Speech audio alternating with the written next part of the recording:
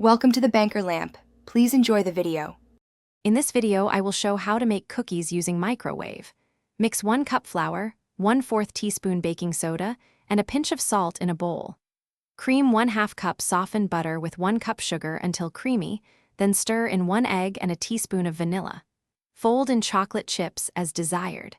Spoon dough onto a microwave-safe plate with parchment and cook in short intervals until edges set. In this video, I will show how to make cookies using microwave. Place small mounds of dough on a parchment-lined, microwave-safe plate, leaving space between cookies. Microwave at medium power in 20 to 30-second bursts, pausing to check texture after each interval. Rotate the plate to reduce hot spots and avoid total cooking in one go. Let cookies rest a minute or two so carryover heat finishes the centers. In this video, I will show how to make cookies using microwave. Quick recommendation: grab an Owala water bottle to stay hydrated while you bake and laugh at times you almost eat raw dough. It seals tight and fits cup holders. If you are finding this helpful, please subscribe and like so I can make more content. Check the description for the link and other deals. Now let's get back to the video.